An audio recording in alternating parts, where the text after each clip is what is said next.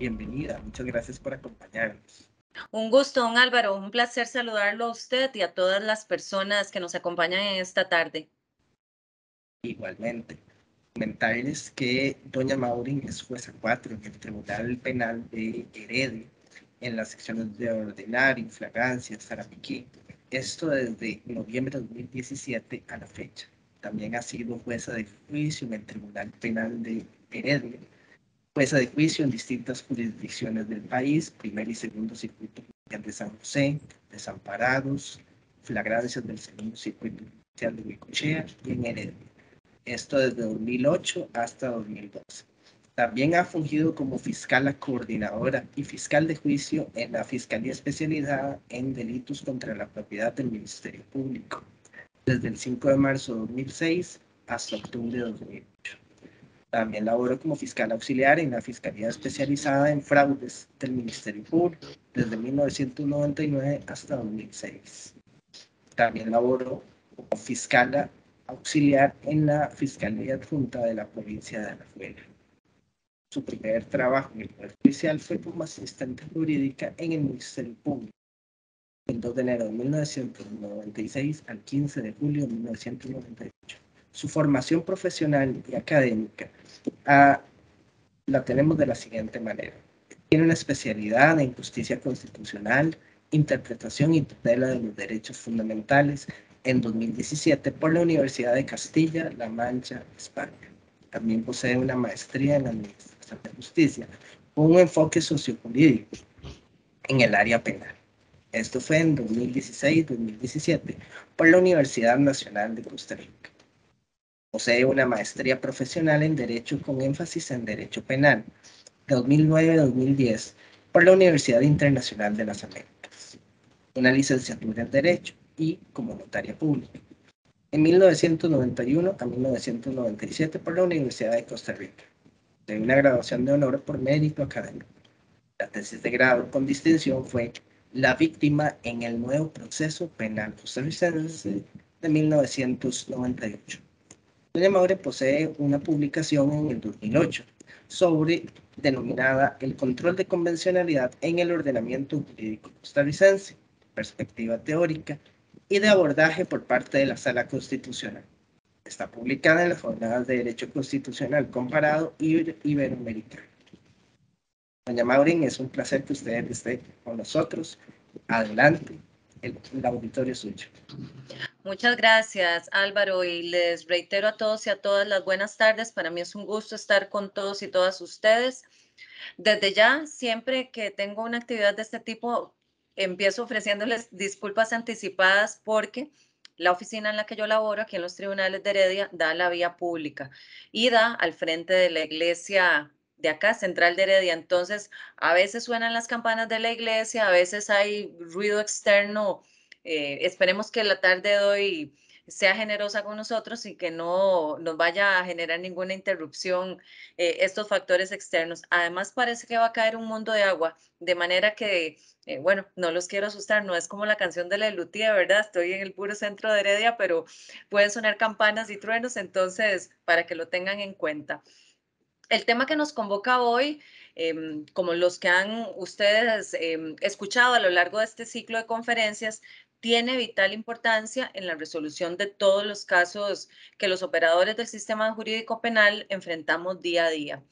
Sé que ya esta es una de las últimas conferencias del ciclo que ya han pasado por el gusto de contar con expositores y expositoras de alto nivel que les han explicado las distintas categorías conceptuales de la teoría del delito. Sin embargo, a mí siempre me gusta empezar diciendo y recalcando la importancia que tiene para quienes nos dedicamos al derecho penal el manejo de la teoría del delito, que no es solo una construcción dogmática, lo es, por supuesto, pero como tal es la herramienta con la que contamos todos los días para analizar los casos y que nos da pautas y a través de cierto orden, a través de una serie de preguntas que van en determinado orden, Por eso ustedes analizaron la acción penalmente relevante, la tipicidad, la antijuridicidad, la culpabilidad, en fin, han ido abarcando todas las categorías y los estadios de la teoría del delito, porque ese orden en el que se van abarcando estas preguntas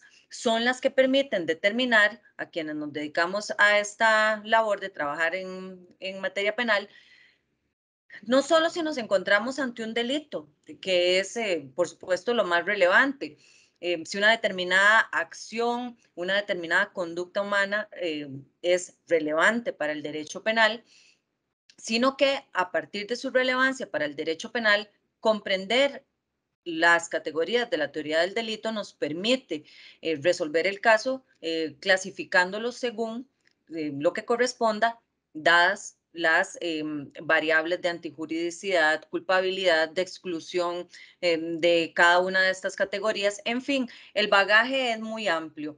Entonces, siempre tenemos que tener en mente para el análisis de nuestros casos la importancia que reviste la teoría del delito y que los elementos de prueba que acompañan un caso desde su denuncia, desde la interposición de la denuncia ante el Ministerio Público hasta que alcanza la etapa de juicio, si es que llega hasta ese momento, pues pasa por aplicar cada una de estas categorías conceptuales al caso específico que nos concierne.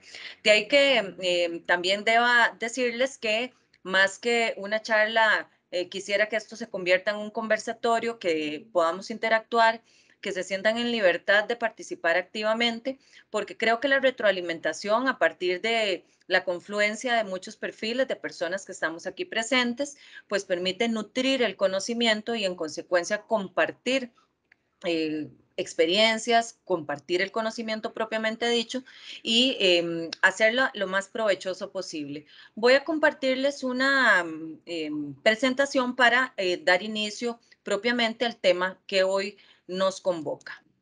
Vamos a iniciar, vamos a ver, no por el principio, sino más bien con la siguiente exhortación. Solemos definir los conceptos como punto de partida, sin embargo, me interesa más, antes de arrancar con una definición de qué podemos entender por itercrímenes, que es una categoría o una conceptualización que en la doctrina podemos encontrar, analizando cuál es la importancia, en primer lugar, que tiene comprender y entender qué es el itercrímenes y su funcionalidad dentro del análisis de casos y en la aplicación de la teoría del delito. La importancia que tiene esta categoría nos permite abordar una serie de aspectos que en los casos cotidianos se nos presentan. Los casos presentan una serie de aristas, una serie de variables, y el entender qué es el itercrímenes, cada una de sus fases, nos permitirá también arribar a conclusiones en cuanto al manejo del caso en concreto. Nos permite entender la importancia conceptual que tiene el itercrímenes dentro de la teoría del delito, nos permite definir si existe un delito propiamente dicho. Es decir, si frente a una determinada acción o conducta humana nos encontramos frente a una etapa del itercrímenes que merezca la intervención del Estado a través del derecho penal. Es decir, existe, como veremos más adelante, una serie de comportamientos humanos y de una serie de aspectos que ocurren en el fuero interno del sujeto activo o del agente que escapan a la tutela judicial del derecho penal. Entonces, determinar en cuál fase del itercrímenes podemos ubicar una determinada acción humana nos permitirá establecer si existe delito y en consecuencia es necesaria la intervención del aparato judicial en cuanto a la aplicación del derecho penal. También la importancia conceptual del itercrímenes nos permite identificar cuándo nos encontramos frente a un delito consumado, cuando nos encontramos ante una tentativa.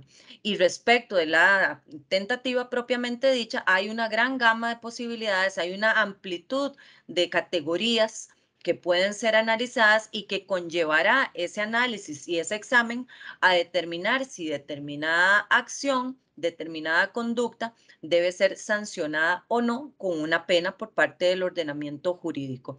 En el delito consumado, la regla es que se sancione, excepto cuando operan excusas legales absolutorias o algún tipo de eximente de la punición, pero la tentativa, según se trate su configuración, pues corresponderá ser sancionada o no. Otra importancia, otro nivel de análisis del intercrímenes nos permitirá valorar si nos encontramos frente a un único delito, a una unidad de acción, o si por el contrario nos encontramos frente a una pluralidad de delitos. Es decir, manejar las categorías conceptuales del intercrímenes, saber diferenciar cuando un delito se encuentra en curso, cuando está consumado, perdón, nos permitirá determinar si estamos ante uno o varios intercrímenes, si un determinado acto forma parte de un intercrímenes en curso o si por el contrario se trata de la iniciación de un nuevo curso causal que corresponde a una pluralidad de delitos y en consecuencia, como se verá la próxima semana con el más detalle, si hay un concurso material, un concurso ideal o una unidad de acción. Siempre para arribar a esa conclusión requerimos saber si un intercrímenes se encuentra finalizado o no, si confluyen intercrímenes o no. También nos permitirá conocer todas las fases del intercrímenes y comprenderlo, establecer el tipo penal aplicable a un determinado cuadro fáctico según los actos de ejecución materializados. Ya veremos que existen categorías conceptuales, doctrinarias de delitos y que la determinación de si una conducta forma parte o no de un determinado intercrímenes y específicamente de cuál fase de estos nos permite valorar cuál es el tipo penal aplicable. Hay delitos que se pueden sancionar como tentativa, hechos que se pueden sancionar como tentativa. Hay otro tipo de hechos que ciertos actos de materialización constituyen un tipo penal autónomo, como lo analizaremos más adelante. También conocer la fase del intercrímenes específica, comprenderla, entenderla, nos permite también analizar la participación de una persona en un hecho específico en relación con el tema de la participación criminal. Si una persona, según el avance de los actos de ejecución de un delito o de las fases del intercrímenes específicamente, podría ser considerado un coautor, un cómplice o si por el contrario configura su participación un delito autónomo en la fase de agotamiento del delito originario, un delito de encubrimiento. Este análisis también nos puede llevar a este examen específico para un caso concreto. También la intervención de quienes participan en una determinada conducta relevante para el derecho penal, el momento de su intervención puede incidir en determinar si se aplican determinadas agravantes a los partícipes de un hecho punible. Y también, muy importante en el día a día, es que según la fase del intercrímenes y según determinemos, con base en el análisis de las fases del intercrímenes, si se trata de un delito consumado, de un delito tentado, de un delito de efectos permanentes, de un delito de ejecución instantánea, también tendrá incidencia para el cómputo de la prescripción según las reglas que establece el Código Procesal Penal según la categoría específica de delito. Como ustedes pueden ver, la amplitud de variables que el análisis del intercrímenes nos trae al día a día es de gran importancia. A veces no las pensamos como categorías autónomas, no obstante, en nuestro quehacer diario todos estos aspectos los analizamos y todos estos aspectos en establecer si estamos frente a un delito consumado, a un delito tentado, si hay un concurso de delitos o si por el contrario se trata de una acción única, el determinar si hay un individuo que tiene posibilidad de ser considerado coautor o más bien partícipe del hecho en otra categoría, son cuestiones del quehacer diario, de manera que la relevancia de las categorías conceptuales determina el curso que se sigue de un caso, por ejemplo, para la investigación que hace el Ministerio Público, la forma de abordaje que en su teoría del caso puede plantear la defensa, que podrá discutir varias aristas en relación con el intercrímenes para plantear posibilidades más favorables para sus representados, como por ejemplo abogar por la aplicación de delitos de menor gravedad en cuanto a la pena que otros, o bien plantear la existencia de delito tentado y no delito consumado, y los tribunales también, desde luego, en la determinación de frente a qué específico asunto nos encontramos para las consecuencias que en el momento de dictar una resolución de fondo acarrea. Ahora sí, viendo la importancia que tiene el intercrímenes para el ejercicio profesional diario, debemos definirlo. La doctrina lo define de muchas formas, pero lo podemos conjugar a partir de estas definiciones que ustedes pueden observar en pantalla, derivadas del análisis de obras de tratadistas que tienen mucha incidencia en el examen de la dogmática penal en nuestro ordenamiento jurídico. Podemos decir que el intercrímenes es el proceso dinámico desde que la idea delictiva surge en la mente de la persona hasta que se materializa efectivamente en el mundo exterior. Es decir, es aquel proceso que surge en el fuero interno del individuo y que puede o no materializarse o puede materializarse parcialmente en el mundo exterior. O bien, como lo define Eugenio Raúl Zaffaroni, como el proceso desde la decisión como producto de la imaginación del autor hasta la ejecución del delito, un proceso que es temporal y que solo se exterioriza de manera parcial. Como veremos más adelante, el intercrímenes comprende distintas fases, de las cuales solo unas de ellas son relevantes para el derecho penal, porque hay algunas fases que quedan dentro de el fuero interno del individuo y que en consecuencia son un coto vedado para la intervención del Estado, sobre la base de que partimos de que estamos en un Estado democrático, en un Estado de derecho y que en consecuencia existen límites para la intervención del poder punitivo. El intercrímenes, como he señalado, está compuesto, conformado por distintas etapas. Tampoco tienen una denominación unívoca por la doctrina, pero sí podemos diferenciarlas a partir de lo que comprende, los actos que comprende cada una de ellas. Y las iremos analizando progresivamente. Una primera etapa del intercrímenes es la fase ideal, interna o psicológica. La podemos encontrar en los textos jurídicos con cualquiera de estos nombres y que se define como aquel proceso interno mediante el cual el agente se representa la idea delictiva, la analiza e incluso decide llevarla a cabo.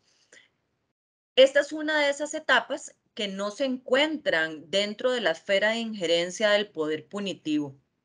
Y hay una máxima que todos deberemos abogar por ella. Los pensamientos no se sancionan.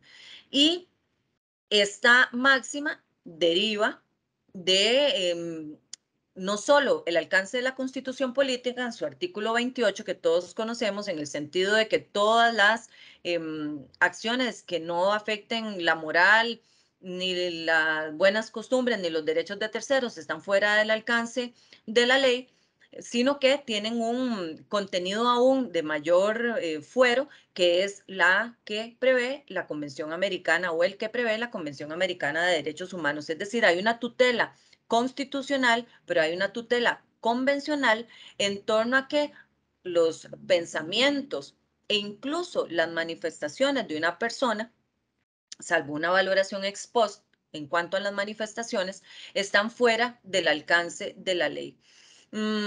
Todos, todas, hemos albergado pensamientos que no les voy a preguntar quiénes han pensado en algún momento cometer un hecho delictivo, pero lo cierto del caso es que las personas cursan una serie de pensamientos, muchos de esos pensamientos podrían tener una apetencia hacia la configuración de un tipo penal, más esa posibilidad o esa circunstancia de pensar algo que eventualmente pudiera dematerializarse, estar en contra del ordenamiento jurídico, no es objeto de intervención de parte del poder punitivo. Y es importante en este sentido que esa tutela que es constitucional, pero que alcanza el derecho internacional de los derechos humanos a partir de lo que se preceptúa en la Convención Americana de Derechos Humanos, marque la intervención de los poderes del Estado, del poder legislativo en el sentido de que no puede construirse, no deberían construirse tipos penales que sancionen conductas que no se materializan en lesiones a bienes jurídicos concretos o por lo menos no los ponen en riesgo. Y en el caso del Poder Judicial, pues en cuanto a sancionar solo aquello que estrictamente se apega al principio de legalidad criminal, al principio de tipicidad y que con ello también al principio de lesividad, es decir, que se trate de conductas que efectivamente lesionen intereses que son importantes para los individuos y la colectividad. Esta fase del itercrímenes a su vez comprende varios subestados o subetapas, entre ellas la ideación, que es el momento en la que en el individuo, la individua, surge la idea del delito, el interés por cometerlo. Este proceso no tiene que ser un proceso laborioso ni un proceso que se extienda en el tiempo prolongadamente. Es la idea, es aquel momento en el que en la cabeza de una persona nace en el pensamiento la posibilidad de llevar a cabo un delito. Hay una etapa posterior, que es una etapa de deliberación, en donde las personas, como con todas las decisiones que se toman en la vida, ponderan los pro, los contra, las ventajas, las desventajas de llevar a cabo el delito. Si esa decisión ocurre con las cosas cotidianas, si hacemos algo o no lo hacemos, pues con mucho más razón esa ponderación pasa por la cabeza del individuo. A veces no de manera absolutamente consciente, pero sí hay una medición de lo que quiere hacer el individuo y las consecuencias que eventualmente podría sufrir. Y también en la fase ideal hay una etapa de resolución delictual, que es en el momento en que el individuo, habiendo hecho un análisis, habiendo tenido la idea, habiendo ponderado los pros y los contras, se decide a cometer un determinado hecho y así lo piensa, así lo define. Esta fase toda, de esta fase ideal, la de ideación, la deliberación y la resolución delictual, están fuera del alcance del derecho penal, porque toda esta fase ocurre en el fuero interno del individuo. No hay una manifestación externa de la decisión de cometer el hecho delictivo. Todo eso se ha suscitado dentro de la persona individual, sin que se materialice ni se verbalice ni tampoco se ejecute aún ninguna acción en el mundo externo que pueda ser objeto de intervención de parte del derecho penal. Hay una segunda fase, que es parte del itercrímenes, que es la fase que podemos encontrar en doctrina definida, denominada como fase intermedia de resolución delictual manifestada o de exteriorización de la finalidad que se propone la gente. Y que, como se puede colegir de su nombre o de la forma en que se encuentra en la doctrina, es el momento en que la persona, a través de cualquier tipo de manifestación externa, revela su propósito criminal. Hace ver la decisión de cometer una acción delictiva. Nos preguntamos, ¿es punible esta etapa? Cuando una persona manifiesta que va a cometer un determinado delito, debe ser sancionada, debe ya intervenir el aparato de administración de justicia represivo en esta fase del itercrímenes. Hay posibilidades de analizar esto. Siempre hay un caso hipotético que se señala en los libros y que lo vemos cuando estudiamos en la universidad, que se resume más o menos en lo que ustedes están observando. A le cuenta a su amigo B que debido a la pandemia está pasando por una mala situación económica y que lo ha pensado mucho y está decidido a entrar a robar a un supermercado que está a 2 kilómetros de su casa porque ya vio que no cuenta con guarda de seguridad. B, alarmado por lo que le dice A, se presenta al OIJ y denuncia que su amigo A va a entrar a robar al local comercial, que aún no le ha dicho la fecha, pero brinda la dirección del negocio en donde A le ha dicho que va a cometer esa acción. Le ha dicho además que está absolutamente decidido a perpetrar un robo en ese lugar. Yo les pregunto a ustedes si alguno quiere participar. Frente a estos hechos, hay un delito. El Ministerio Público debería iniciar una investigación, la Policía Judicial debería iniciar una investigación, A debería tener algún tipo de repercusión desde el punto de vista del derecho penal por manifestar que quiere cometer un delito. ¿Alguno quisiera participar? O alguna, por supuesto. Tenemos una mano levantada. Adelante, Tere Chacón, puede. Buenas tardes. Buenas tardes. Me parece que no hay delito por consiguiente con lo que usted estaba diciendo anteriormente, que ese es el pensamiento del todavía no ha realizado la acción. ¿O me equivoco? No, efectivamente, está usted en lo cierto. Aún cuando haya una exteriorización de la persona de que quiere cometer un delito, no ha ejecutado ni ha materializado ninguna conducta que le acerque a la comisión de este hecho. Claro que hay otros casos que son menos claros que este. Hay, por ejemplo, les preguntaría, ¿qué piensan ustedes respecto de la persona que dice, se coloca frente a otra, dice que la va a matar, la amenaza con matarla, le dice, te voy a matar, mas no ejecuta ninguna acción en ese momento encaminada a ello, se lo verbaliza, se lo dice? ¿Habrá necesidad de que el derecho penal intervenga en un caso como este?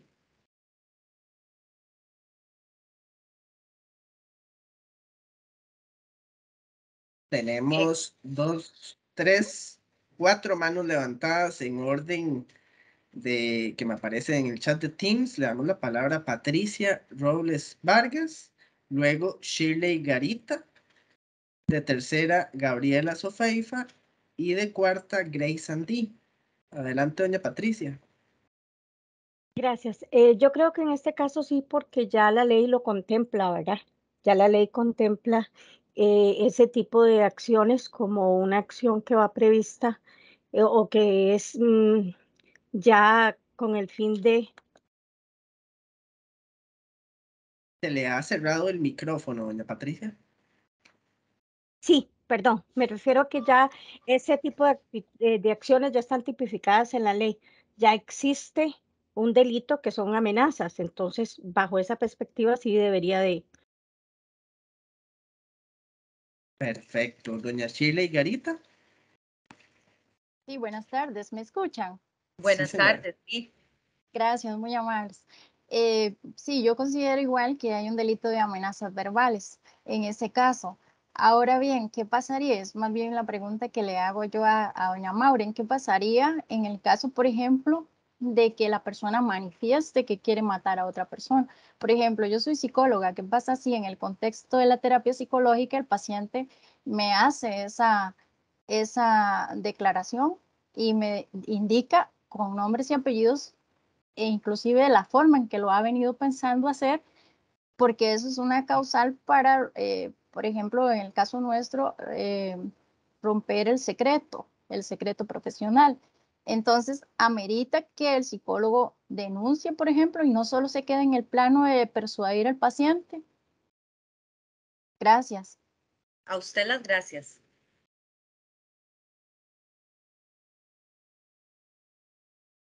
Usted me indica, ¿Quedaba doña alguien Maureen. más? Sí, quedan 2 consultas, pero usted me indica si les damos la palabra o si... Sí, O por si... favor. Perfecto. Doña Gabriela Sofeifa. Muchas gracias. Sí, precisamente concuerdo con las compañeras porque es diferente una acción, me parece a mí, que yo lo piense y no lo cometa, porque usted decía anteriormente, se refería al fuero interno, pero cuando la acción implica algo que ya está dentro de la normativa, está regulado, es un hecho que puede ser punitivo, entonces en ese caso ya es una amenaza al constituirse como delito en el Código Penal, yo creo que en ese caso ya sí se puede considerar como tal. Gracias. A usted las gracias. Muy bien, seguimos con doña Grace Sandí y después doña Carla Vanessa. Adelante, doña Grace. Sí, gracias. Pues para no ser repetitiva, de igual forma pienso que en este ejemplo que puso doña Maureen, efectivamente, pues el único delito que podría perseguirse porque tiene todos los elementos del tipo es el de amenazas, pero el delito de que lo quiere matar, el delito de homicidio, pues nos quedamos hasta en la fase intermedia y entonces no es punible y no puede ser perseguido por el derecho en este caso. Muchas gracias. Nos queda la participación de doña Carla Vanessa. Adelante. Hola, buenas tardes. Buenas Muchas tardes. gracias por la ponencia, muy interesante. Y lo que yo iba a hacer era aportar, digamos, que ese caso hipotético se me parece mucho también al que pasó hace poco de un joven en redes sociales que amenazó con, no sé, desquitarse o matar a varios muchachos de un colegio porque le hacían bullying. Y pues lo que uno vio fue la intervención del organismo de investigación judicial y actualmente el joven está hospitalizado en el hospital psiquiátrico. Pero ahí sí pues hubo un abordaje por la amenaza que representaba, ¿verdad? Gracias. En el chat, doña Melanie Sancho nos indica que eso sería amenazas personales y don Juan Carlos Peralta nos indica que no es punible el caso hipotético, ya que las amenazas deben contener otra serie de elementos objetivos del tipo penal. Y con eso terminamos las intervenciones que habían pendientes. Muchas gracias a todos y a todas por intervenir tan activamente. Efectivamente hay casos como en este que les ponía el ejemplo, en donde hay, a pesar de que lo que hay es una manifestación de hacer una acción que finalmente no es la que se ejecuta, porque decir te voy a matar o voy a matar a X, finalmente no está materializando ninguna acción con la finalidad de quitarle la vida a la otra persona. Hay un adelantamiento de la tutela jurídico-penal que hace el Poder Legislativo cuando sanciona algunos hechos que en sí mismos estiman lesivos para la convivencia social. Y efectivamente, habrá que ver el caso concreto, como lo apuntaba el compañero último que intervino en el chat, Peralta, si se da la configuración de los elementos de... hay varios tipos de amenazas que se regulan en el Código Penal, incluso algunas a nivel contravencional, dependiendo de la forma en que se ejecute estas manifestaciones lesivas para o que causan alarma y pueden incidir en la autodeterminación de una persona. Pero efectivamente, el análisis que hacen todos y todas es correcto en el sentido de que podría eventualmente, según como se presenten aspectos, como todos saben, respecto del análisis probatorio, que podría ubicarnos más bien frente a una eventual contravención de amenazas, frente a un determinado delito de amenazas, según la calidad del sujeto pasivo, amenazas contra funcionario público, etcétera. Pero lo importante de este caso es que, si bien es cierto, no hay una acción dirigida a conseguir lo que manifiesta, expresa verbalmente el sujeto activo, que es quitarle la vida a la otra persona, ya hay un previsto por el legislador, la legisladora, una norma en donde se considera que esta forma de verbalizar una situación que pone en entredicho la tutela de un bien jurídico tutelado como la vida, deba ser sancionada. Y en respuesta a la compañera psicóloga que intervino minutos antes, pues debo decirle que tal como lo mencionó ahora otra de las participantes, cuando se expuso en redes sociales el riesgo de una situación de violencia en un colegio e intervino el organismo de investigación judicial y cuerpos policiales, podría eventualmente configurar una eximente del secreto profesional, como bien ella lo apunta.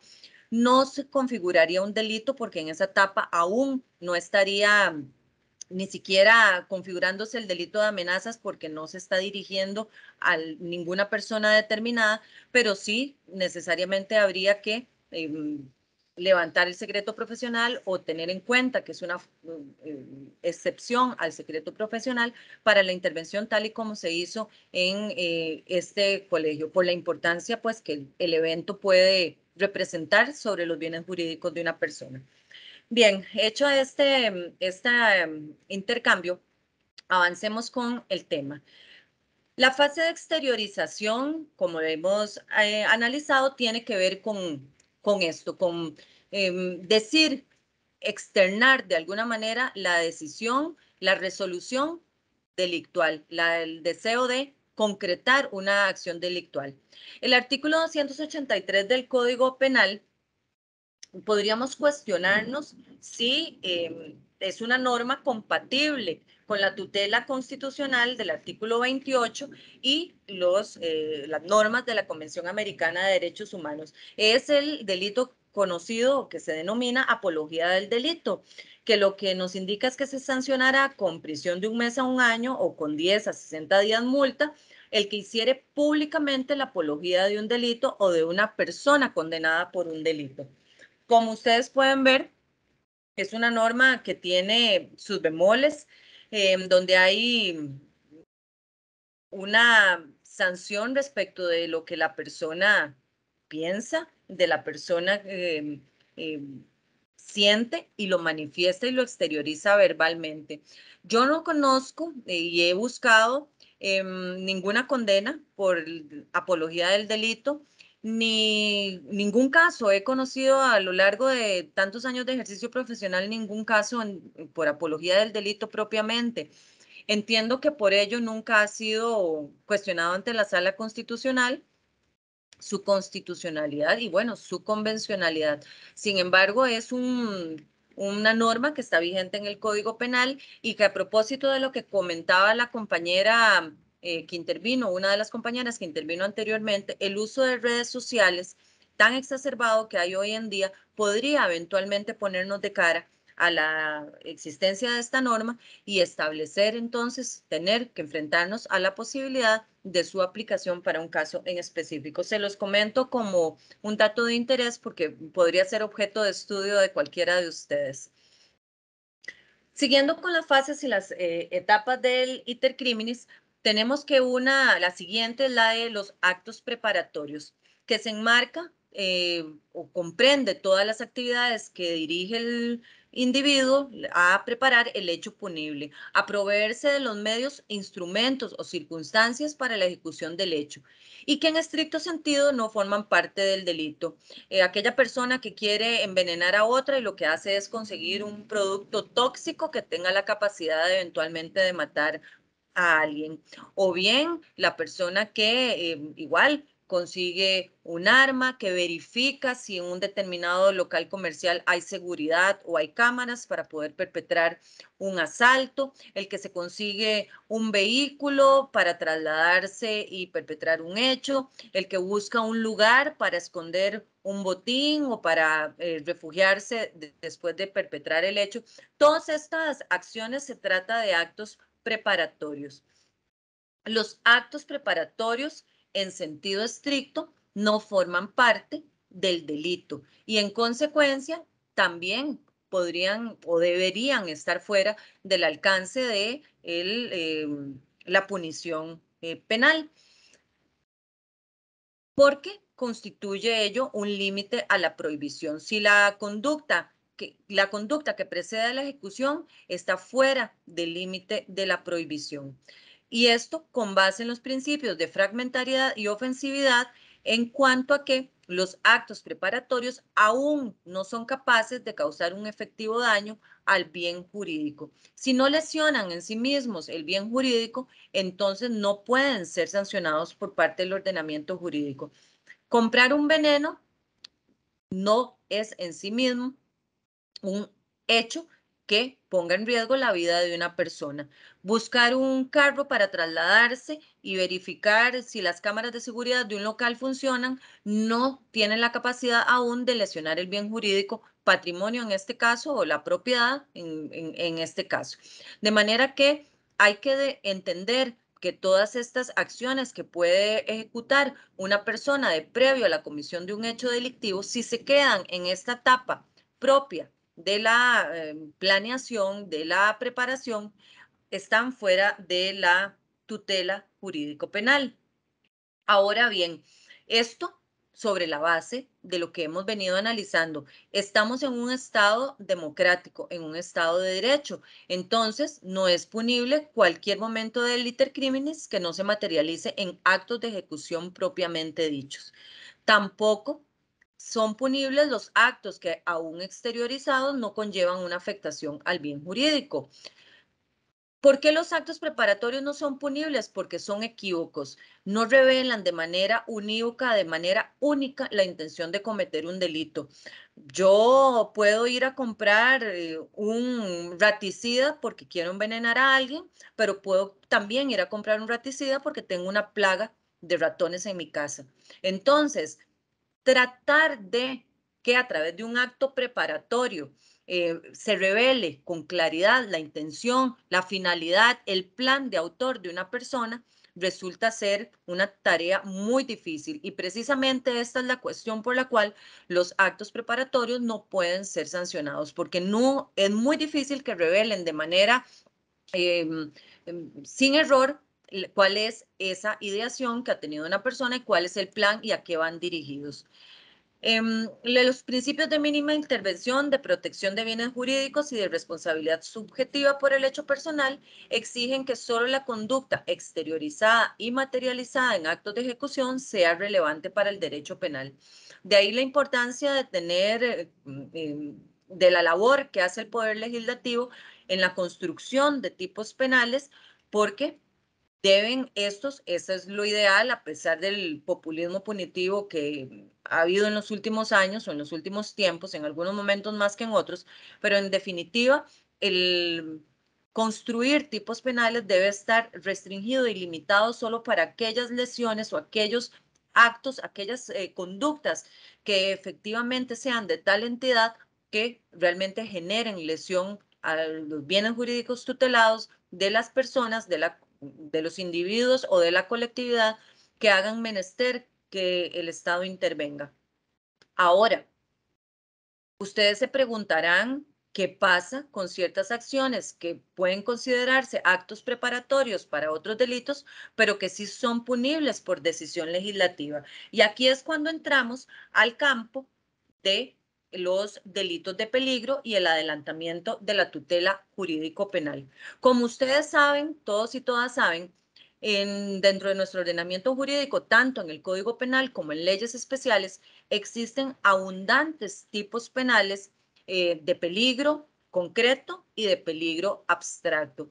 Es decir, son construcciones normativas, tipos penales autónomos en donde el Poder Legislativo ha determinado que acciones que en sí mismas podrían considerarse preparatorias para la comisión de otros delitos conllevan una lesividad tal a la convivencia en sociedad que son sancionadas ex ante, es decir, ya en sí mismas configuran una conducta típica. Hay muchos de estos delitos y los encontramos, los delitos contra la seguridad común, los encontramos, por ejemplo, en los delitos contra la fe pública, en la fabricación o tenencia, perdón, en los de la seguridad común, la fabricación o tenencia de materiales explosivos, en donde la sola posesión, bueno, y la fabricación también de materiales con potencial explosivo configuran una conducta típica sancionada por el legislador.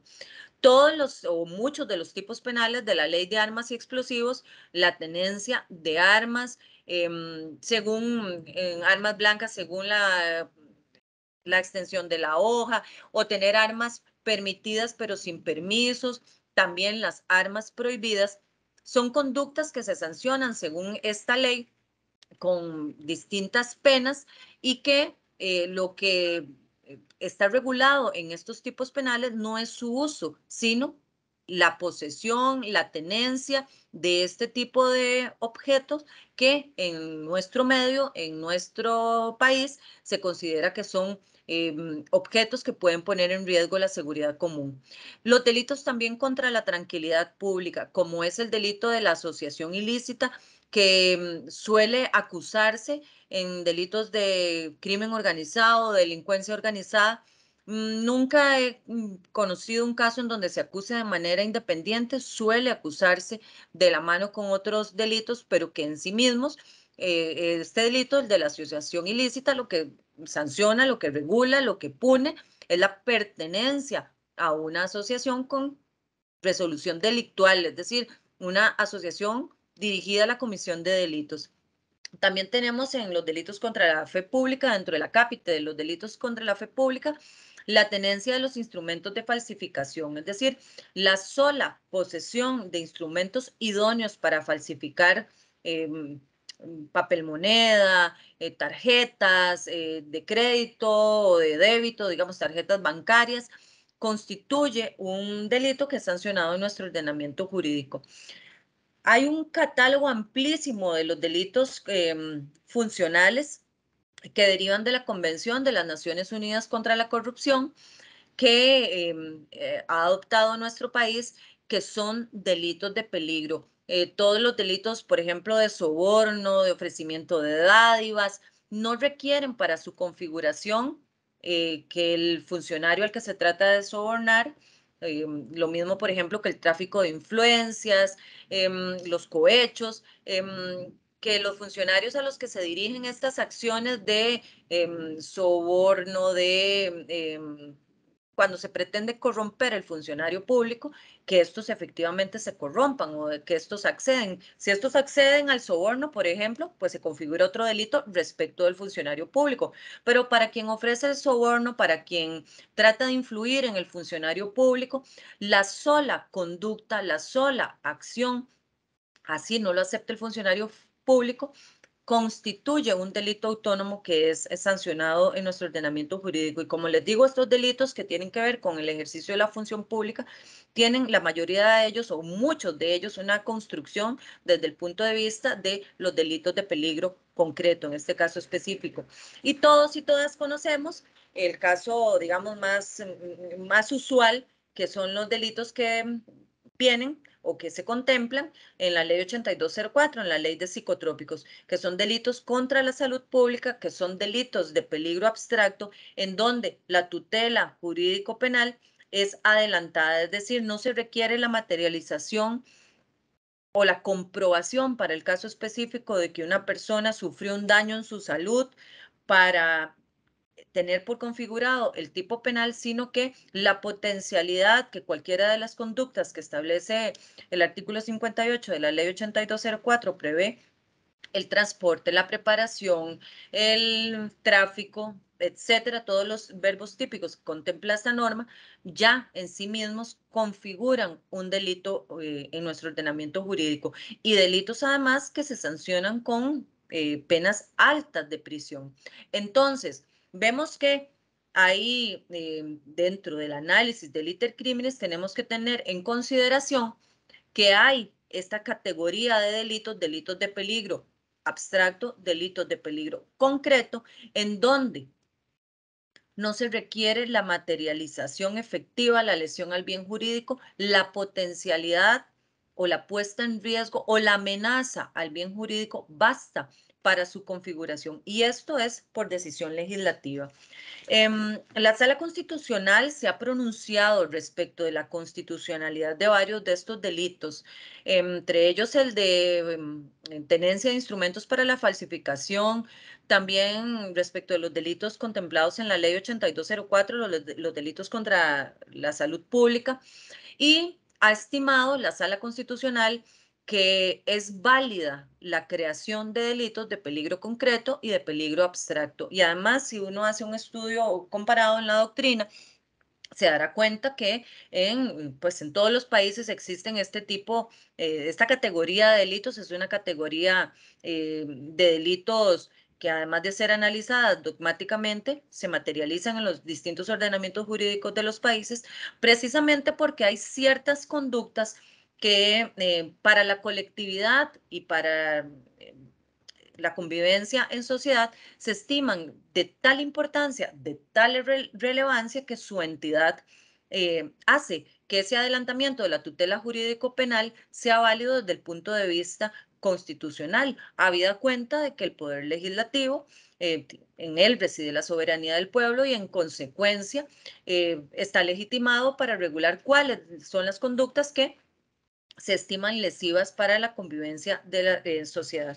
En la Sala Constitucional les traigo a colación pues como punto de referencia para que lo tengan para fines ilustrativos en la resolución 16.971 del 2008, analizó el tema de los delitos de peligro abstracto y de peligro concreto.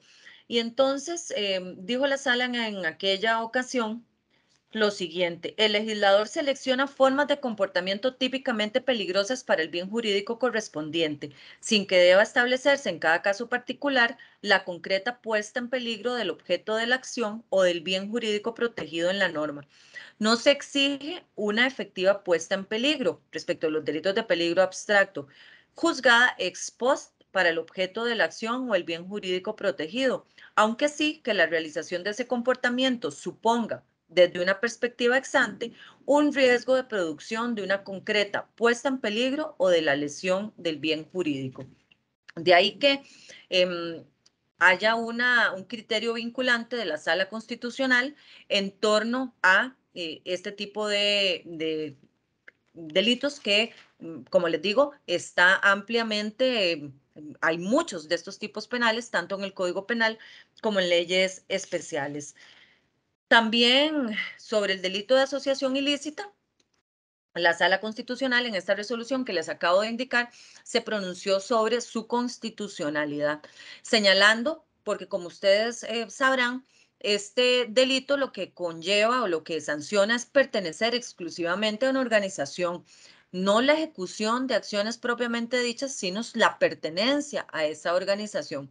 Y se ha cuestionado, por lo menos en 2 ocasiones, ante la Sala Constitucional. Esta es una de las resoluciones emitidas por la Sala, en donde dijo que el delito de asociación ilícita tiene como finalidad la tutela del orden y la tranquilidad pública, dado que la conducta de formar parte de una organización que tenga como finalidad la de cometer delitos es claramente lesiva de estos bienes jurídicos. Y la Sala Constitucional alude en esta resolución a otra sentencia suya del año 99, en donde mencionó que los bienes jurídicos no se limitan a los que regula el Código Penal, sino que la Constitución le permite a la persona legisladora discrecionalidad respecto de reglar diferentes conductas de los ciudadanos y de las ciudadanas con miras al adecuado desarrollo social. De manera que la Sala ha avalado la constitucionalidad de un delito como este, el de asociación ilícita. Como les digo, yo no he conocido ningún caso en donde se haya condenado exclusivamente por este delito. Los conozco condenados en asocio con otras conductas.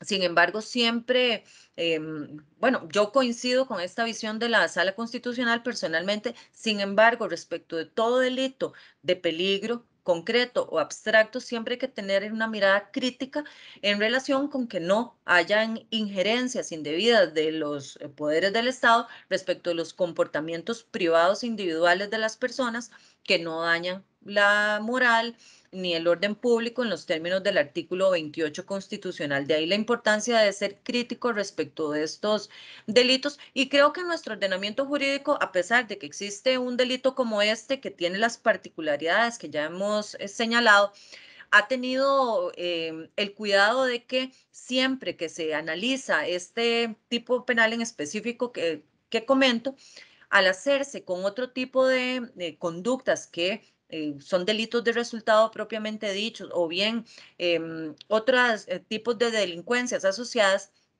permite eliminar cualquier riesgo de arbitrariedad en la aplicación de la norma penal específica esta de la asociación ilícita, porque permite una verificación a partir de la existencia o del asocio de otras conductas autónomas. Bien, la cuarta fase de la etapa del iter criminis corresponde específicamente a los actos de ejecución. Y los actos de ejecución son todos los comportamientos desplegados por el sujeto activo para poner en práctica los actos preparatorios sobre la persona, sujeto pasivo o víctima u objeto material del delito. Se trata del desarrollo propiamente dicho del verbo típico contenido en la norma prohibitiva y la realización de todos los elementos del tipo objetivo. Es decir, es la etapa cuando el autor, el sujeto activo, el agente, sobre la base de su voluntad, es decir, su decisión final, materializa las acciones para efectivamente completar todos los elementos del tipo objetivo del que se trate, según la conducta que haya decidido cometer. Los actos de ejecución tienen que reunir dos características. Deben ser idóneos, es decir, tienen que tener la potencialidad de producir el resultado querido por el agente, la voluntad final, y ser unívocos, a diferencia de lo que señalábamos con los actos preparatorios que partíamos o apuntábamos de que se trata de actos que son equívocos porque no revelan una única voluntad. Los actos de ejecución son unívocos porque tienen la capacidad de denotar con claridad el resultado que se quiere. La Sala Constitucional dijo en una resolución del año 98 lo siguiente, que a partir del comienzo de los actos de ejecución del delito, que son los comportamientos dirigidos a poner en práctica los actos preparatorios directamente sobre la persona o el bien que se busca destruir o conculcar y que suponen un comienzo de la ejecución de la conducta típica correspondiente, es que el ordenamiento interviene imponiendo una sanción. Precisamente es este el momento en el que el poder punitivo puede intervenir, porque ya se materializa en la realidad, se exterioriza y se materializa acciones que son capaces de lesionar de manera efectiva un bien jurídico tutelado y que su exteriorización y su materialización son de tal entidad que no permite una interpretación distinta más que la de que se ha querido efectivamente incurrir en la comisión de un hecho prohibido por el ordenamiento jurídico. Luego de los actos de ejecución tenemos la fase de consumación y hay consumación cuando se completan todos los elementos del tipo objetivo, lo que dependerá del delito que se trate. La consumación está dirigida por el sujeto activo a completar cada uno de los elementos del tipo penal objetivo. Si quiere robar, pues dirigir una acción de desapoderamiento hacia un objeto que es total o parcialmente ajeno. Si es un homicidio, pues realizar una acción dirigida a acabar con la vida de una persona. Si es una estafa, a generar una acción engañosa, un ardid, a través del cual se logra inducir en error al sujeto pasivo para que se haga un desprendimiento patrimonial perjudicial para sí mismo. Esta fase de consumación se verificará precisamente cuando estén completos los elementos del tipo objetivo. De ahí que para analizar nosotros y nosotras en nuestra actividad diaria de trabajo, si un hecho está consumado o no se encuentra consumado, para ver, como veremos más adelante, lo primero que hay que tener claro es los elementos del tipo objetivo del delito que estamos analizando. Depende del delito frente al que nos encontremos.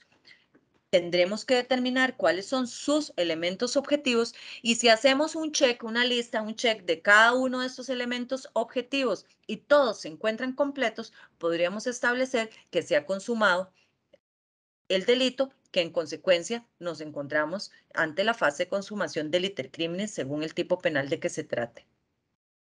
Doña Maura. Disculpe, doña Mauri. Sí. Tenemos dos consultas. Ajá. Ok, la primera de doña Shirley Garita Ramírez en el chat. Ella nos indica, En estos tipos de delitos de peligro, cabe lo estipulado en el artículo 35 de la Ley 8204, Ley sobre Estupefacientes, y procedo a leerlo.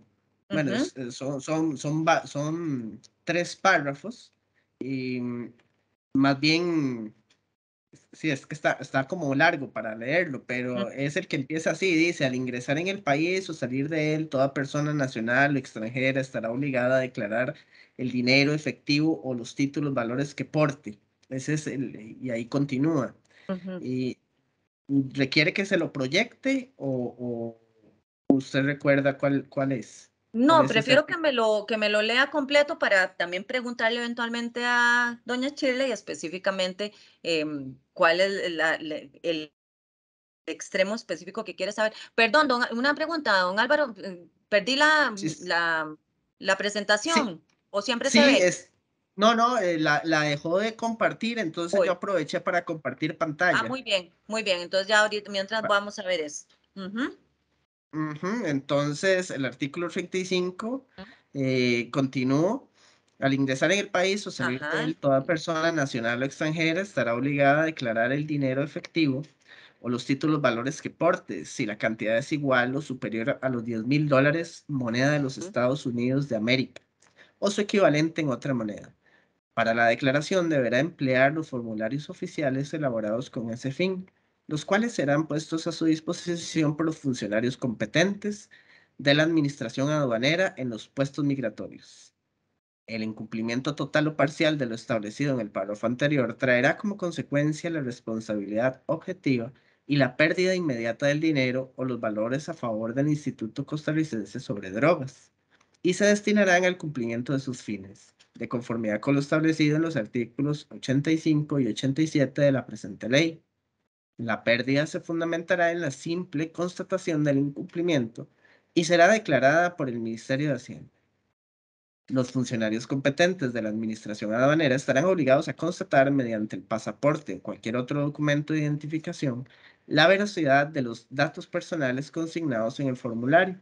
La manifestación se anotará en la fórmula de declaración jurada y los formularios serán remitidos al Instituto Costarricense sobre Drogas para el análisis correspondiente.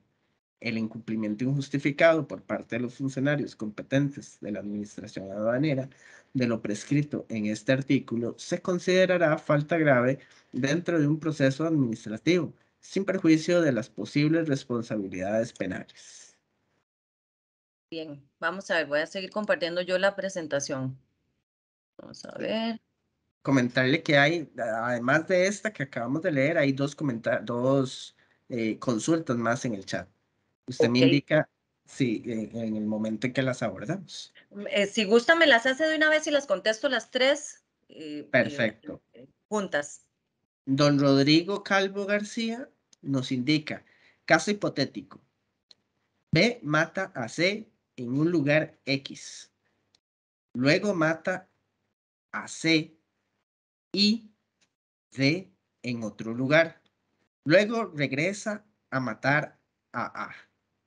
Pero A se escondió y por ende B no lo logra matar.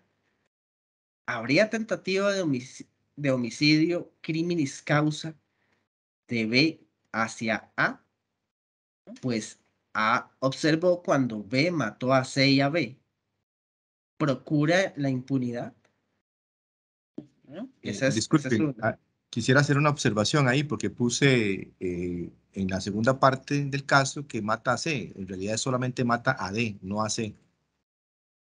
De acuerdo. Y el último comentario, Alan Cortés Segura indica lo siguiente: ¿cómo se ven los casos cometidos por notarios públicos? Cuando la escritura a través de la cual se va a cometer un ilícito penal, ejemplo, falsedad ideológica, fraude de simulación, etc., y al ser presentada ante el registro público, la misma, por defectos formales, es rechazada y no retirada por el notario. ¿Se estaría ahí ante una tentativa? Bien, a todos y a todas les agradezco las consultas. Vamos a hacer una cosa, estas dos últimas que están haciendo don Alan y el compañero que habló preguntó respecto a la tentativa de homicidio, dejémosla para un poquito más adelante porque en breve les voy a hablar del tema de la tentativa. Y creo que las consultas que están haciendo muy interesantes y muy atinadas caerán muy bien para esa etapa de la exposición. Le contesto a doña Shirley Garita en el sentido de que, si es que le entiendo bien su consulta, esa regulación que prevé el artículo 35 de la ley de estupefacientes no configura un delito en sí misma. Se trata de actos que conllevan sede administrativa al que no declara el dinero, la pérdida del mismo, y a los funcionarios que no lo informen, también una consecuencia de tipo administrativo, pero no se trata de acciones sancionadas como delitos propiamente dichos, entonces no podríamos decir que respecto de ellas se adelanta la tutela jurídico penal porque no están previstas como sanción propiamente dicho.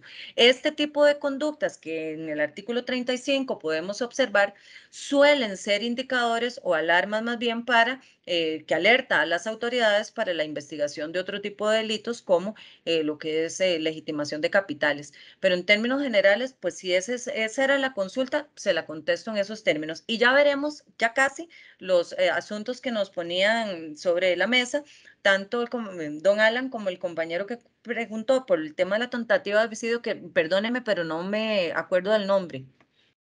Él es don Rodrigo Calvo García. Ah, bueno, muy bien, don Rodrigo. Ya casi abordamos los casos que ellos plantean. Vamos a seguir adelante.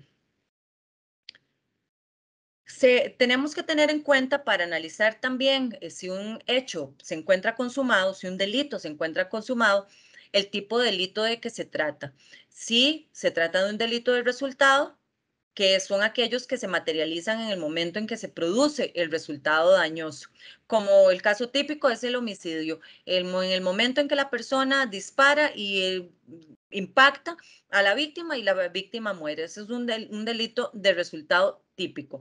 Luego, los delitos de mera actividad en los que la realización de la acción se consuma la mera actividad consuma el delito con independencia del resultado ulterior.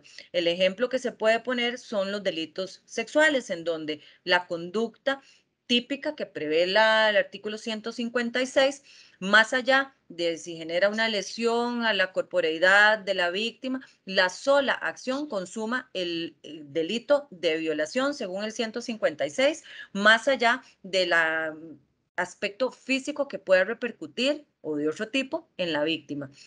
Y también si se trata de delitos de peligro, que no es necesario que se materialice el resultado dañoso, sino la puesta en peligro del bien jurídico. Y aquí le adelanto un poco la respuesta al compañero Alan, que hizo la consulta del tema del notario. Hay que ver cada caso específico. Porque sé que algunos casos como los que él menciona se han tratado como delito imposible porque el filtro que hace el registrador impide que se materialice el acto dispositivo que en una escritura pública ha hecho un determinado notario de manera fraudulenta, pero también dependiendo de los alcances de la escritura, de la razón por la que la pare el registrador, depende de muchas variables, podríamos siempre, a pesar de esa acción que es de un tercero y que impide el resultado dañoso, más bien encontrarnos frente a una tentativa que no se materializa por la acción de un tercero. Entonces, como todos los casos que nosotros todos los días llevamos, analizamos, es importantísimo ver la letra menuda de cada caso específico, el análisis de la prueba con la que se cuenta para el caso específico y, por supuesto, el análisis bajo las reglas de la sana crítica, que como ustedes saben, las reglas de la sana crítica es un modelo de razonamiento que establece el Código Procesal Penal para que a través de un mecanismo de determinadas reglas, de procesos lógicos, de reglas de la experiencia, podamos fundamentar las decisiones que se toman a través del examen de cada una de estas variables. Luego, como última fase del iter criminis, encontramos la fase de agotamiento. La fase de agotamiento no se da en todos los delitos, sino solo en aquellos que tienen una consumación formal y otra de tipo material, que son todos aquellos delitos que tienen, además del dolo, un elemento subjetivo distinto del dolo. Entonces, se consuma el delito de estafa cuando el sujeto activo dispone de una acción engañosa, hace una acción engañosa a través de la cual induce en error a la víctima y la víctima hace la disposición patrimonial que es perjudicial para sí. Es decir, a mí me llaman del banco, según yo, y me piden mis datos de mi cuenta bancaria, yo creyendo que se trata del banco, aunque en realidad es alguien que me está estafando, brindo o que me quiere engañar, brindo mis datos y a través de mis datos, quien me llamó, el sujeto activo, el delincuente, logra extraer de mi cuenta bancaria el dinero que yo tenía ahí a disposición.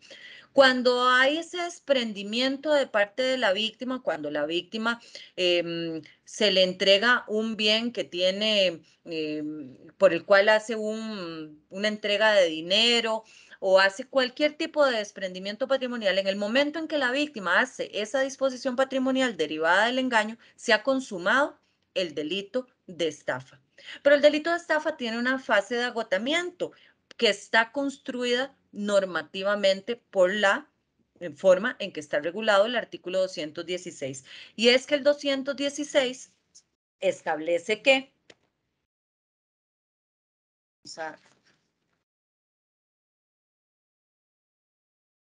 dice que quien induce en error a otra persona la mantiene en él por medio de la simulación de hechos falsos o por medio de la formación o el ocultamiento de hechos verdaderos, utilizándolos para obtener un beneficio patrimonial antijurídico para sí o para un tercero, lesiona el patrimonio. Como ustedes ven, el dolo de este delito va dirigido a generar un engaño en el sujeto pasivo para que se haga un desprendimiento económico perjudicial para sí. Pero el delito contempla un elemento subjetivo distinto del dolo y es esta finalidad de obtener un beneficio patrimonial antijurídico para sí o para un tercero. Entonces, si el estafador logra disfrutar del botín de la estafa, estamos en la fase de agotamiento, porque efectivamente hubo un beneficio patrimonial para sí. Pero si el estafador logró el desprendimiento patrimonial de la víctima, es decir, yo a través de la información que doy por teléfono, creyendo que se trata del banco, hago una transferencia, pero de esa transferencia, el estafador no la puede disfrutar, no la puede disponer en ese momento, el delito se encuentra consumado formalmente, pero materialmente no, porque no ha habido esa fase de aprovechamiento que establece el tipo penal.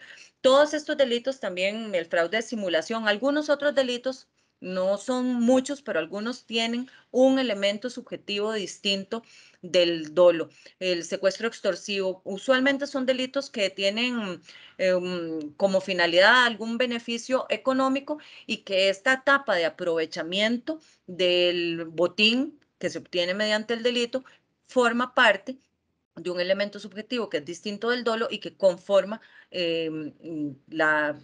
al materializarse se da o se está ante la fase de agotamiento, que, como les reitero, no se trata de una fase que la podamos encontrar en el iter criminis de todos los delitos.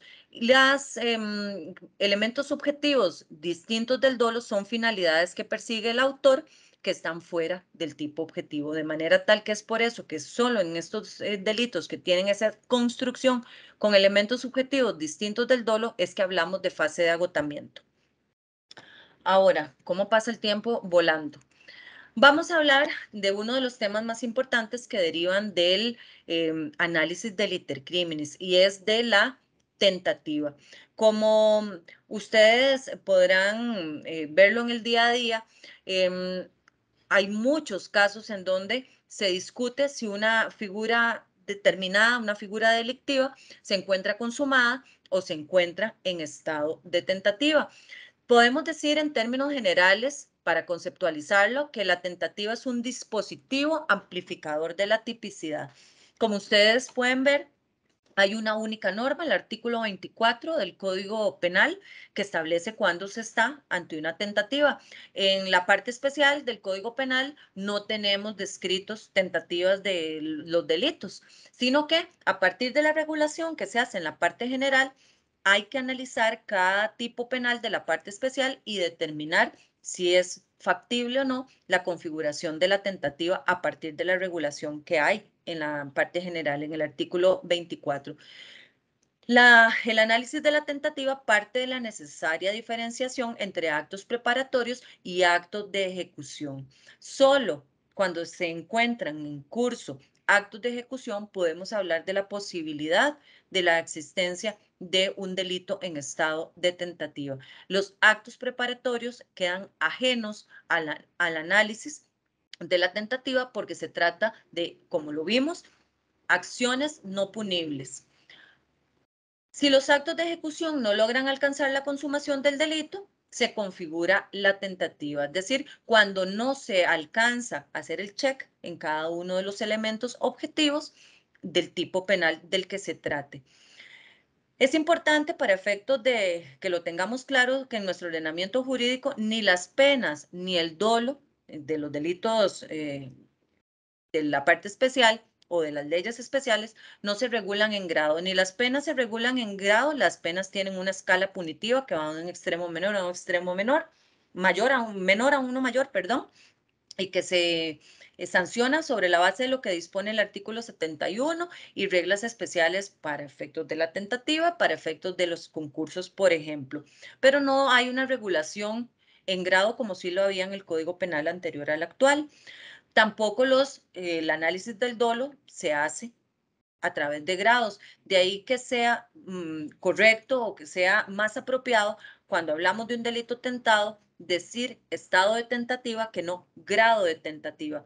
Porque la tentativa es una forma de consumación del delito, un estado de ejecución de la acción que no alcanzó a materializarse de manera completa, pero que es relevante para el ordenamiento jurídico, para el derecho penal. La tentativa como dispositivo amplificador de la tipicidad es el género, porque como ya les he indicado sobre la base de la regulación del artículo 24, cualquier delito doloso admite la posibilidad de la tentativa. Y los delitos de peligro son la especie, porque como también ya lo analizamos, la persona legisladora, el poder legislativo adelantó la tutela jurídico-penal a ciertas acciones que en sí mismas podrían considerarse actos preparatorios de otros delitos, pero que al estarse adelantando la tutela jurídico-penal se está anticipando a las conductas lesivas y se sancionan como categorías autónomas. Como el catálogo de delitos que ya vimos. Por ejemplo, la tenencia de instrumentos de la falsificación, uno podría decir es un delito de tentativa de falsificación de documento, pero lo cierto es que ya el legislador previó como delito autónomo esta conducta que podría, si no existiera como conducta autónoma, eventualmente analizarse a través del dispositivo amplificador del artículo 24, una acción así de cara a las delitos de falsedad documental que están regulados en el Código Penal, por ejemplo. En cuanto al ámbito de la tentativa, esta se limita a las etapas del iter criminis que ponen en manifiesto el peligro o riesgo al bien jurídico tutelado y hasta el momento anterior a su consumación. Es decir, ya consumado el delito, excluimos la posibilidad de tentativa. Y como muchos de ustedes han de saber, se fundamenta la regulación en nuestro ordenamiento jurídico en la teoría individual objetiva, que es una doctrina que deriva de la dogmática alemana, según la cual se considera tentativa la puesta en marcha de los actos de ejecución. Ya veremos que hay muchas, se han desarrollado distintas teorías respecto de cómo analizar la tentativa a partir de la intención del autor, a través de lo que efectivamente materializa, a través de una tesis psicologista respecto de la posición de la persona autora, pero la jurisprudencia costarricense se ha decantado y la doctrina así también ha estimado válida que la teoría individual objetiva es la que más se adecua a una interpretación sobre las bases de las reglas de un Estado democrático. En el tanto, ya veremos, el análisis que hace comprende dos aristas. La tentativa está situada temporalmente entre la etapa de los actos preparatorios y la consumación del hecho, es decir, iniciados los de ejecución y previo a la consumación, como ya se ha señalado. Y es un comportamiento antinormativo si vulnera una norma penal y si además pone en grave peligro o lesiona efectivamente un bien jurídico tutelado. Como les decía, hay varias teorías que se han desarrollado para explicar el fundamento de la punición de la tentativa. Una primera teoría que se desarrolló fue la formal objetiva, que decía que había tentativa o que se configura la tentativa cuando el autor comienza la realización de la acción típica, pero ello no permitía abordar la tentativa en los delitos de mera actividad, es decir, si por alguna razón una persona que estaba determinada a ejecutar una violación es sorprendida de previo a que inicie la introducción del miembro viril, por alguna, o bien la resistencia de la víctima impide que introduzca el miembro viril, esta teoría no nos permitiría sostener la existencia de tentativa porque no habría iniciado aún la realización de la acción típica, por ejemplo, por la resistencia de la víctima. Había o se ha desarrollado también una teoría subjetiva que es propia del finalismo, en donde se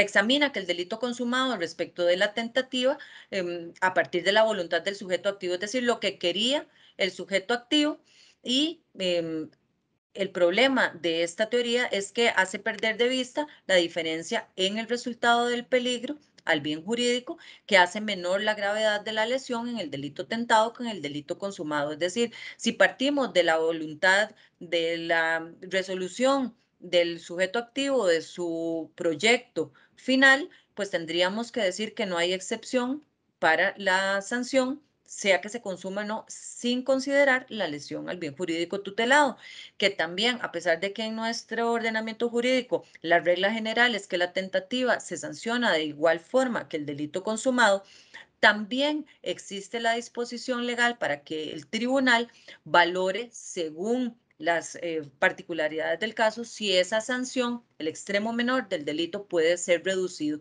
Y esto es importantísimo porque eso obliga a los tribunales de justicia a hacer una ponderación respecto de lo que importa en el derecho penal, y es la lesión al bien jurídico tutelado. Es decir, solo se justifica la intervención del derecho penal si hay una lesión al bien jurídico tutelado o la puesta en riesgo al bien jurídico tutelado es de tal entidad que amerite la intervención del poder punitivo, de modo tal que esa es la importancia de que en nuestro ordenamiento jurídico esté dispuesta esa norma, esa forma de abordar la posibilidad de sanción, que excluye entonces que nuestro ordenamiento jurídico se haya decantado exclusivamente por la teoría subjetiva.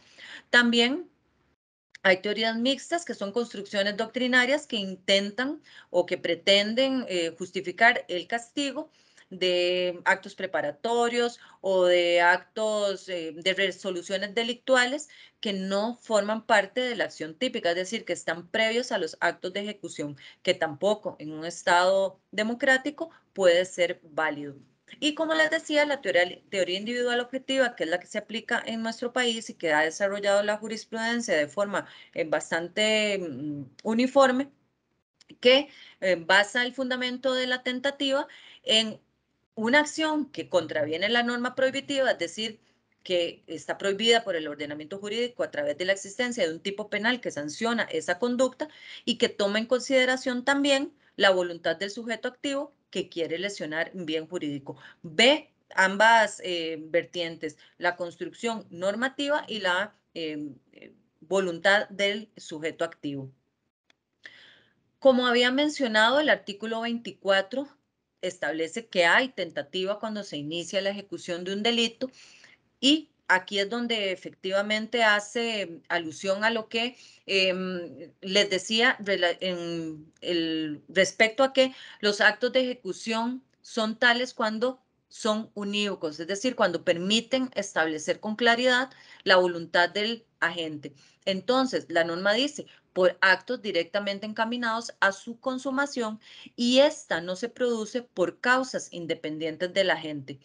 Y menciona claramente, no se aplicará la pena correspondiente a la tentativa cuando fuera absolutamente imposible la consumación del delito, lo que conocemos como el delito imposible, la tentativa inidónea.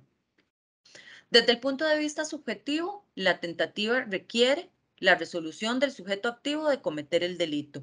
Esta resolución o este examen subjetivo pasa por analizar un elemento cognitivo que corresponde a la representación del autor de las circunstancias fácticas que son necesarias para la realización del tipo penal, los elementos del tipo objetivo, y el elemento volitivo que requiere la misma forma de dolo que el delito consumado, directo o eventual.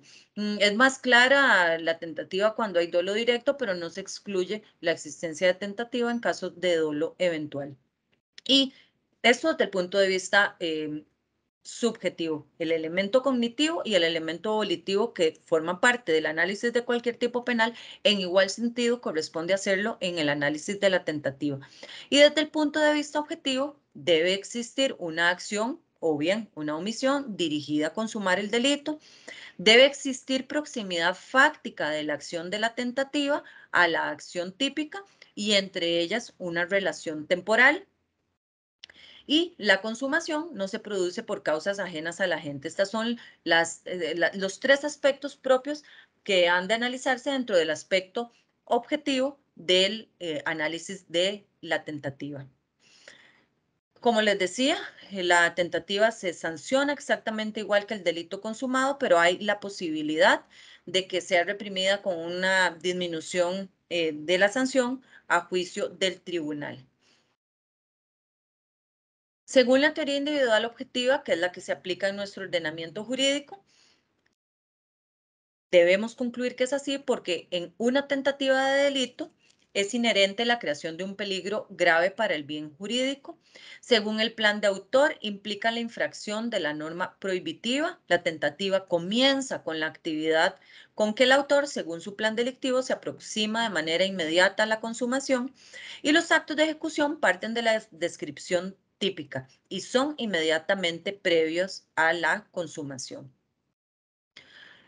Como les decía, la jurisprudencia nacional ha sido bastante uniforme en que se trata de esta la teoría que aplicamos a partir de la valoración de elementos subjetivos y objetivos para el caso específico, y que permite el deslinde entre actos preparatorios y actos de ejecución. Esto entonces, en definitiva, según la teoría y según la jurisprudencia, nos debe obligar a analizar en primer lugar el plan de autor, la proximidad del peligro corrido por el bien jurídico según las acciones que se desplegaron, según los actos de ejecución, que estos actos sean típicos y no necesariamente se desarrollará el núcleo verbo del tipo penal. Puede haber en ese momento precisamente la intervención externa que evita la consumación. Para determinar cuándo hay tentativa, habrá que atenerse al contenido de cada tipo penal según la regulación de la parte especial o de leyes o de tipos penales vigentes en leyes especiales. El delito tentado y el delito consumado, esto es importante subrayarlo, difieren únicamente en el tipo objetivo. En los demás elementos de la teoría del delito son idénticos. Hay tipo subjetivo, hay antijuridicidad y hay culpabilidad. Difieren en el tipo objetivo, ¿por qué? Porque precisamente es delito tentado cuando falta completar cualquiera de los elementos del tipo objetivo, a pesar de haberse puesto en marcha los actos de ejecución. Y es ahí donde tenemos que ver en la práctica, para los casos específicos, con base en los elementos probatorios y con un análisis muy concienzudo, cuando nos encontramos frente a un delito u otro. Como les decía al inicio de esta breve conversación, esta es una de las aristas más importantes del intercrímenes. Determinar cuáles actos de ejecución se han llevado a cabo a partir del análisis de la teoría individual objetiva, es decir, tomando en consideración el plan de autor y los actos ejecutados y la entidad de la lesión al bien jurídico, es lo que nos permite diferenciar en cada caso concreto frente a cuál delito nos encontramos. Si nos encontramos frente a una tentativa de un delito más grave o si por el contrario lo que hay es una consumación de un delito de menor entidad. Y no siempre es fácil hacer esta diferencia en la práctica. No siempre la prueba es tan categórica que nos permita deslindar con claridad y sin esfuerzo si se trata de una cosa u otra.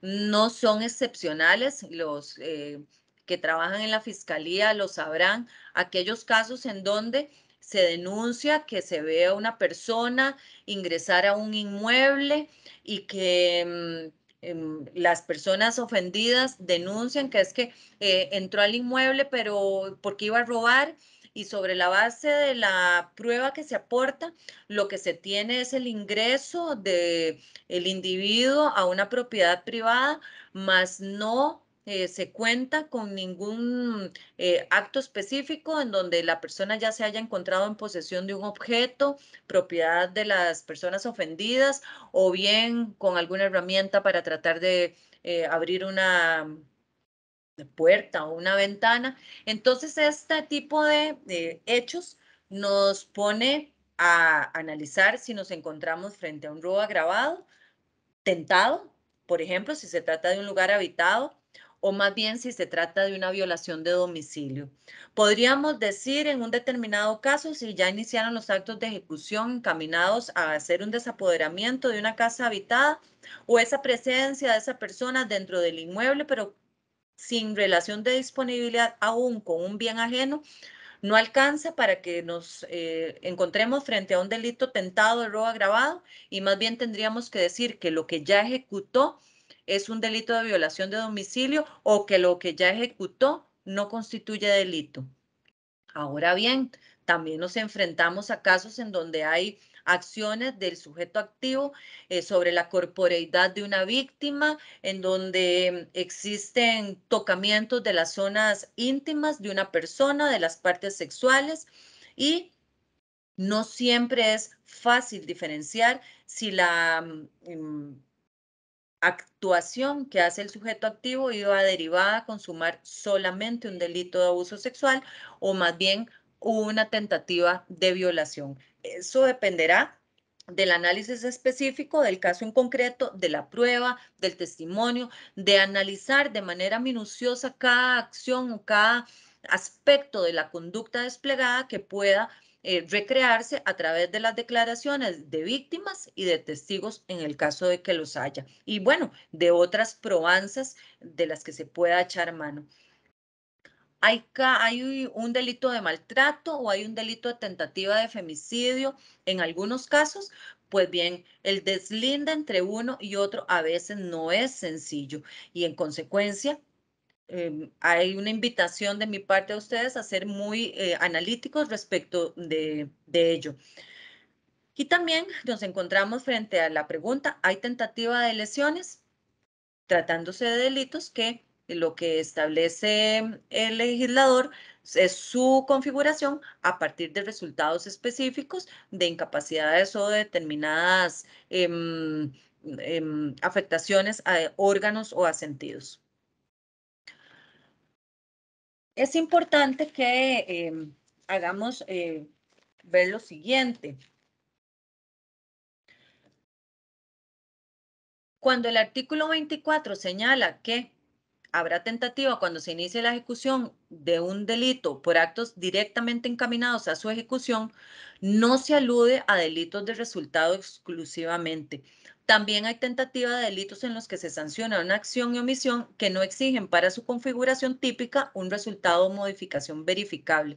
Por eso es que decimos que en nuestro ordenamiento jurídico la teoría aplicable es la teoría individual objetiva, en virtud de que, como dijimos antes, hay una tentativa si yo intento matar a alguien, pero por alguna razón no lo logro, como cuando una persona o un sujeto intenta agredir sexualmente a una víctima, pero la resistencia de esta impide que logre introducir el miembro viril en la cavidad vaginal. Un delito de resultado, un delito de mera actividad, y ambos admiten la posibilidad de la tentativa.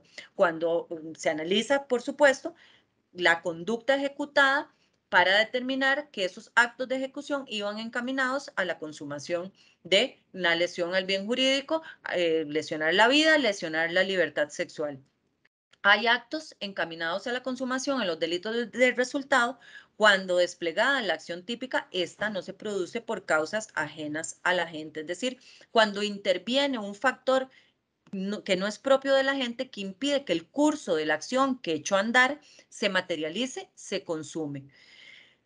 Hay actos encaminados a la consumación en delitos de mera actividad, no cuando comienza la acción típica propiamente dicha, sino cuando se verifica la acción inmediata anterior al comienzo de esta. Es decir, lo que hablábamos del delito de violación, que es el caso más claro de delito de mera actividad.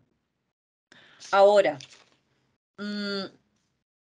¿puede darse la tentativa en delitos de peligro? Pues en delitos de peligro concreto podríamos decir que se puede dar la tentativa. En los casos de peligro abstracto, la peligrosidad general de la acción típica para un determinado bien jurídico está materializada en delitos construidos propiamente por el legislador para sancionar esa tentativa, como lo analizamos en las filminas previas. También la pregunta siempre surge, ¿puede haber tentativa en delitos culposos? Tendríamos que decir que no hay tentativa en los delitos culposos, porque en los delitos culposos las conductas no se individualizan por la finalidad, por el factor final, es decir, por el plan de autor, sino que se analizan por la forma de obtener la finalidad. Entonces, cuando decimos que hay un resultado dañoso, se materializa porque no hay no se observó el deber de cuidado, porque hay negligencia, porque hay impericia, porque hay imprudencia, no podríamos sostener que hay actos de ejecución precisamente porque los delitos culposos se individualizan a través de la forma de obtener la finalidad y no por la finalidad propiamente dicha. En cuanto a la tentativa acabada, el delito frustrado y la tentativa inacabada. Y me disculpan que voy un poco rápido ya a este momento, pero es que el tiempo ha avanzado volando. En la tentativa acabada, como su nombre lo indica, el sujeto activo realiza todos aquellos actos de ejecución que son capaces de producir la consumación del delito, pero esta no se produce, el resultado no se produce por causas externas al agente. El ejemplo, la persona que dispara en contra de otra para matarla y logra herirla gravemente, pero una oportuna atención médica evita que muera. Ahí el sujeto activo hizo todo lo necesario para causar el resultado de muerte, pero es una circunstancia totalmente ajena a él la que produce el resultado lesivo. Igual lo podríamos decir de aquel que dispara, pero que la víctima logra esquivar el disparo y de esta manera evitar el resultado muerte. En la tentativa inacabada, el sujeto activo solo realiza una parte de los actos de ejecución, por lo que el delito no se consuma y deja de realizar las acciones dirigidas a la realización del tipo penal. La importancia de esta categoría conceptual es la valoración del peligro para el bien jurídico tutelado como parámetro de imposición, según lo que dispone el artículo 71 del Código Penal.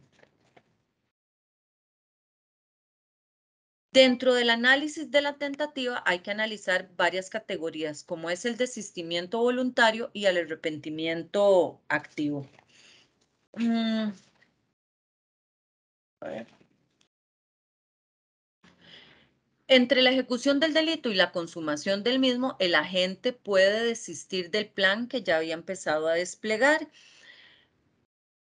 y se desiste en la fase del iter criminis de la ejecución, es decir, antes de la consumación. El desistimiento cesa la actividad ejecutiva. Hay arrepentimiento activo cuando se ha desplegado por el agente todos los actos para materializar la consumación y decide evitar el resultado haciendo algo para precisamente parar el curso de la acción que echó a andar para que el delito se consume. En el caso del arrepentimiento activo es necesario un hacer para impedir el resultado. Estos son los casos de tentativa acabada también, en donde opera el arrepentimiento activo. Es decir, cuando la persona, el caso que vimos anteriormente, vamos a ver, pone una bomba y la quiere detonar, pone el contador y cuando está a punto de explotar, decide desconectarla. O bien, la misma persona que lesiona mortalmente o con una herida grave a otra y antes de que fallezca, la lleva al hospital, le brinda primeros auxilios o llama al 911, hace que la ambulancia llegue y de esta manera el resultado que se previó no se termina materializando. En el desistimiento voluntario del arrepentimiento activo, salvo que los actos ejecutados por sí mismos configuren una tipicidad distinta a la querida por el autor y que finalmente no se materializó, se trataría de hechos impunes, es decir, serían típicos antijurídicos y culpables, pero no sujetas a pena porque así lo establece el Código Penal. Es decir, si el sujeto activo desiste de la conducta antes de que se materialice el delito y estas acciones previas que realizó no configuran en sí mismas un delito autónomo, los hechos no pueden ser sancionados. Hay alguna discusión doctrinaria en el sentido de si se trataría de un hecho atípico, es decir, cuando la persona, por ejemplo, el de la bomba, el caso que les ponía de la bomba, la pone la activa y cuando está a punto de detonar va y la desconecta, si se trata de un hecho atípico o si se trata de un hecho no punible.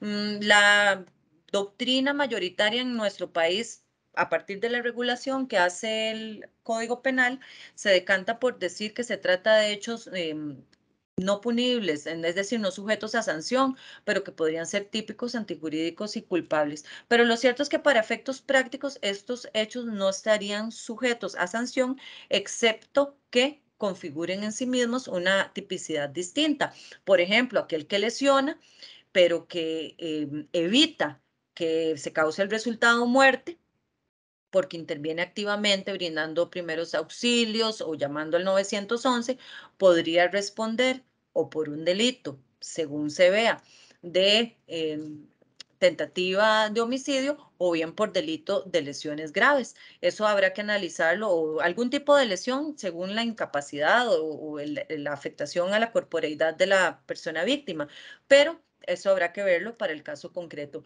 Pero lo cierto es que la importancia que tiene este concepto de desistimiento voluntario y de arrepentimiento activo es que puede ser el límite entre hechos que se sancionan o hechos que no se sancionan. Hechos que se sancionan con una tipicidad menor o menos grave que la del delito que originalmente se pensaba cometer o del todo no configuran una acción típica. La tentativa inidónea es la que hablábamos en razón de la consulta que hizo el compañero Alan. Está ante esta categoría de tentativa del delito imposible cuando los actos que se ejecutan por el sujeto activo resultan inidóneos desde el análisis originario para lograr la consumación del delito, es decir, para lesionar el bien jurídico. La inidoneidad de la tentativa puede derivar del medio para realizar el delito, del objeto sobre el que recae la conducta o de una cualidad especial del sujeto activo que exige el tipo penal. La inidoneidad del medio, el caso típico, el que quiere envenenar a una persona utilizando azúcar. Claro, habrá que verlo para el caso concreto. Si es una persona diabética crónica, eventualmente podría ser un medio idóneo. Pero bueno, en términos generales, a nadie se le va a causar la muerte por suministrarle un vaso de agua con azúcar. La inidoneidad sobre el objeto, sobre el que recae la conducta, aquella persona que pretende matar a quien ya está muerto. A una persona que cree que va a causar la muerte de una persona, pero no sabe, cree que está dormida y cree que la va a asfixiar, pero resulta que la persona le había dado antes un paro cardíaco y ya estaba fallecida, no puede cometer delito. O la cualidad especial del sujeto activo que exige el tipo penal, cuando alguien trata de sobornar o dar una dádiva a quien cree que es un funcionario público, pero que en realidad no lo es. Entonces no podría materializarse la conducta de estos tipos de corrupción de funcionarios públicos. Y esta tentativa inidónea resulta ser atípica según la disposición del artículo 24 del Código Penal. Expresamente la norma así lo prevé y esto es consecuencia lógica de del carácter fragmentario del derecho penal, es decir, de la circunstancia de que solo es punible aquello que pone en riesgo un bien jurídico de relevancia para el ordenamiento jurídico. Para ir concluyendo, vamos a preguntarnos si tiene importancia distinguir entre la fase de consumación y la fase de agotamiento del itercrímenes. Como les mencioné anteriormente, hay fase de agotamiento en aquellos delitos que tienen consumación formal y consumación material a partir de la existencia de elementos subjetivos distintos del dolo en su construcción típica por decisión del legislador.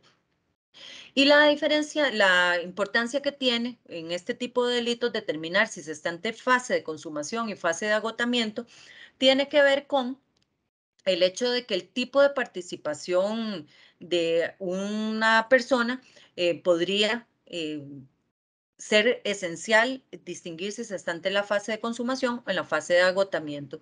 Si se está ante la fase de consumación, podríamos estar hablando de una coautoría o de una complicidad. Por ejemplo, si en un secuestro extorsivo hay una persona que durante la etapa de buscar a la víctima, privarla, mantenerla en cautiverio, durante el tiempo que se prolonga esta actividad en donde se mantiene privada de libertad a una persona a cambio de un cobro, de un dinero, no participa, pero interviene posteriormente, presentándose a un banco a cobrar el cheque que se entregó como parte del rescate, podríamos distinguir entre una participación como coautor o entre una participación como cómplice. También es importante estar claro si se trata de la fase de consumación o la fase de agotamiento para determinar si se está ante una unidad de acción en sentido jurídico penal, un único delito, un concurso ideal o un concurso aparente, o si hay delitos autónomos, si existen conductas en ciertos delitos relacionados a la fase de agotamiento que podrían tipificar delitos autónomos. Por ejemplo, respecto de la obtención del dinero producto del tráfico de estupefacientes, si hay legitimación de capitales, si hay delitos de encubrimiento, por ejemplo, respecto de los botines que se obtienen de robos o de delitos contra la propiedad, o bien si se trata de ocultamiento de pruebas de un delito anterior o de un delito específico, podríamos estar entre también un único delito o también podríamos analizar si se trata de un intercrímenes distinto que configura un tipo penal autónomo. También la valoración de circunstancias agravantes como la consecución de determinados propósitos de elementos subjetivos distintos del dolo podría dar lugar a la agravación de la pena, como el logro del pago derivado de un secuestro extorsivo, así como la determinación de cuándo comienza a correr la prescripción sobre la base de lo que dispone el artículo 32 y las normas relacionadas con ello en el Código Procesal Penal. El tiempo se va volando y podríamos hablar mucho más del tema del itercrímenes, pero en términos generales quisiera dejar en ustedes unas pinceladas de las principales circunstancias, aspectos que atañen a esta categoría de la teoría del delito. Y bueno, quedo a sus órdenes. Si tienen alguna consulta, estoy a sus órdenes en lo que pueda ayudarles. Para mí ha sido un gusto compartir con ustedes. Ha sido interesantísimo la retroalimentación que he obtenido de ustedes. Les agradezco su tiempo, su atención y bueno, quedo a sus órdenes.